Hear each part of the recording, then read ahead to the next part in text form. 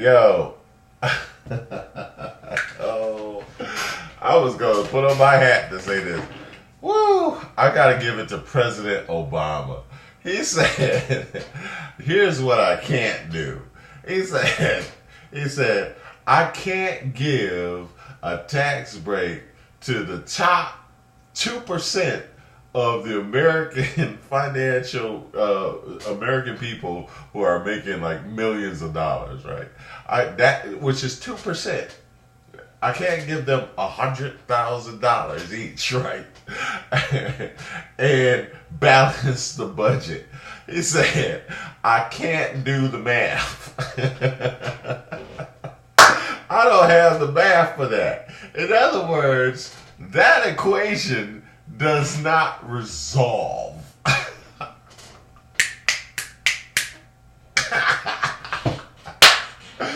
That's all it takes. Somebody who is willing to stand up. All right, so we got an irresponsible, foolish thing that Bush was just greasing the palms of the rich, was greasing the palms of the rich, you know, you know what?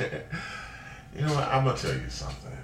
And because it just came to my heart, and the Lord put it there. Because the Lord showed me something, and I hate to say talk like that, but that's what it is. What makes the Lord so good? And I'm not talking about President Obama. I'm just talking about a principle. One thing I found out. Let me say this to you. Oh God, I hate to go all at once, but I have to, and I'll make it quick. There's a verse in the Bible, Matthew 24, or is it 25? I think it's Matthew 25. I'll make it quick. I'm gonna make it quick, y'all. I'm sitting on this fine chick on let me turn this around because it's easier. You can get my Bible out real quick. Real quick. New OS coming out real soon. And it's the story of the virgins. I just want to give you the information, and then you can look through it at your own leisure. And so the story of the 10 virgins, starting at Matthew 25, okay? And so I want to point out one thing about there. There were some foolish virgins who didn't oil their lamp. They didn't prepare. And there were some wise ones who oiled their lamp. And so when the bride came, they had some. They had oil. And so 8.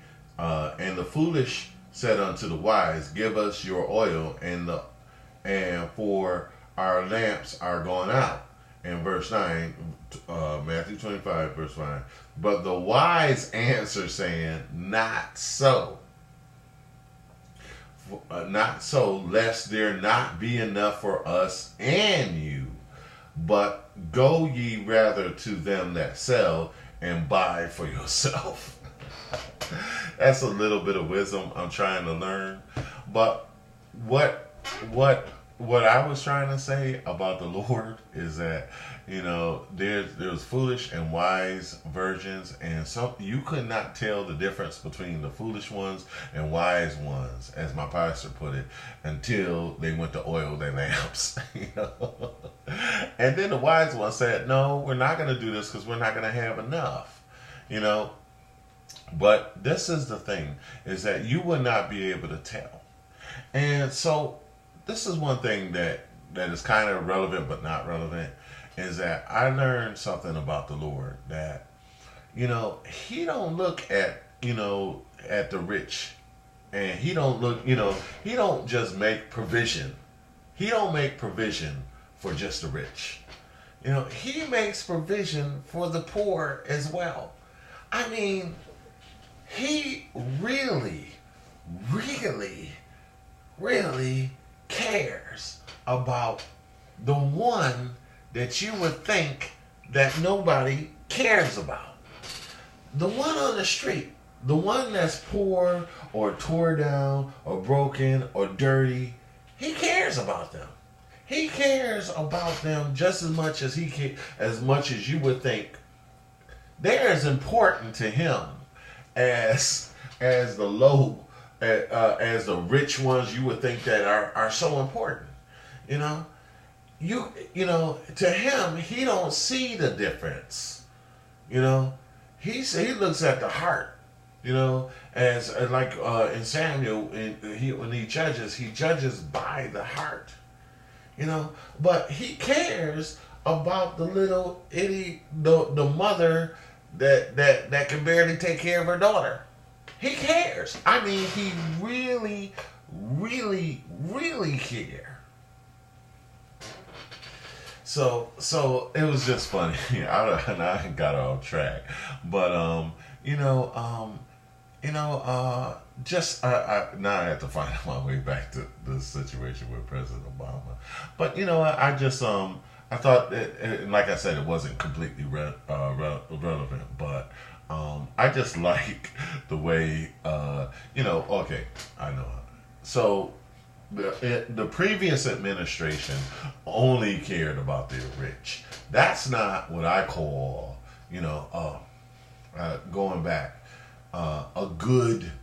I'm going to use the analogy in the Bible again, king. So a king is going to be caring. The thing about kings, I'm learning about that in the Bible, and I didn't realize that back in the Bible there weren't really kings. There weren't really like presidents or stuff like that. God just had judges, and I'm learning that there was only judges, and so the king, to have a king.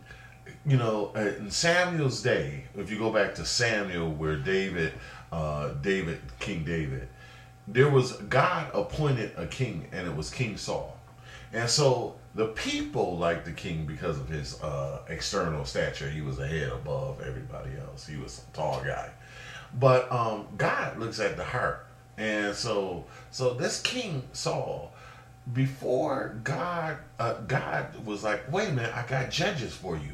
Judges. Everybody talking around, don't judge, right?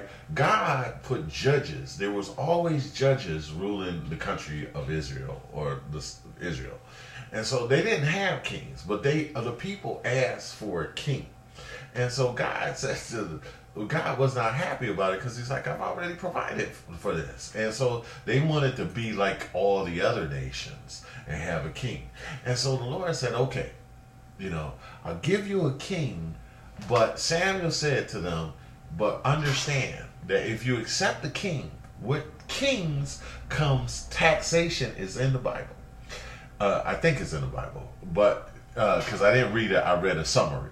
So that's why I have a bigger understanding of it now, because I read a summary. But basically he said, if you take a king, then with kings, often what happens is tyranny. So tyranny and taxation. Now, what does America have? with I'm not going to call Bush a tyrant, but the whole Reagan, that whole Reagan Republican thing that we have been dealing with has been taxation and tyranny, and it's just been very unjust. So my point is that from some personal experiences, I've come to realize that the Lord, now we're trying to resolve. Okay, we're trying to resolve now that the Bush administration have totally just taken care of the rich. And one thing I like that President Obama had said is that the rich, they're not going to spend money. And I can attest to that. The poor is going to, the middle class, they're going to spend money. The rich don't have to spend money. They can have all the stuff that they have and not still lose any money, because they have their money making money for them, because they rich. Because that's what it is when you're rich. I'm watching this thing on Young, Rich, and Real, I thought, for Chanel Cooper site. And so it's very interesting to me, is a rich mentality.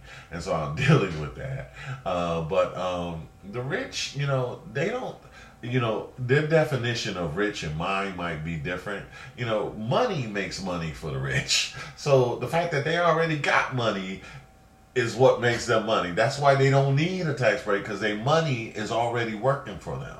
People who have to spend money, which is to make it day to day, those are the people that need some relief and tax breaks. That have bills that come in that if they don't get paid, their electricity and their gas goes off. The people that if their electricity and their gas go off, they don't have the money, the power to say turn it back on. When you're rich, you have the power to do that. You're like, oh, no problem, just turn it back on. So anyway, what I'm saying is that God really cares about the poor, and not the poor as well as the rich. And I've had some personal experience where God will take a rich man and make him serve the poor. That's how much he cares about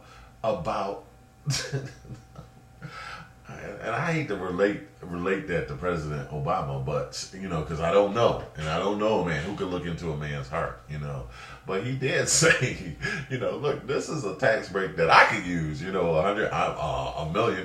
That's not in my best financial interest to let it go, but it's what's best for the country. And see, that's the whole problem. This thing that we were doing before does not work. It does not resolve. It does not compute.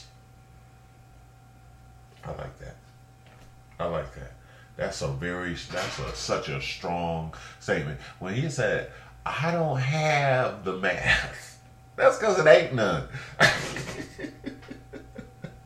It ain't no math to make that work. Line of the century. I ain't got the math for that. Somebody say something crazy. I ain't got the math to figure that one out. That's the line of the century. I'm just loving it. That's a good one. So let's work with math that we know works. Okay. Let's resolve this with good common sense. When we're going to, it's a simple thing. And you know what happened? It was like, Bush nepotism or whatever, that stuff will not work. It will break down the American society. And I like, so I just want to say, like, I just bought this new computer. I'm trying to start a business. I need the tax breaks. I'm trying, but to start my business, I have to spend all the money. I'm not, that doesn't make me not like I'm profiting. I'm have to shell this money out, and it's not because it's cute or it's fun or it's a toy. Well, I'm supposed to have fun, but it's not like it's because I want nicer toys. I need it. If I don't get it, my work might not get done. My team right now is struggling to get these files done. It's going to take us 2 times harder. If it works, and if it works well, then we have to find a way to resolve this for my other team members. Good leader. I like that.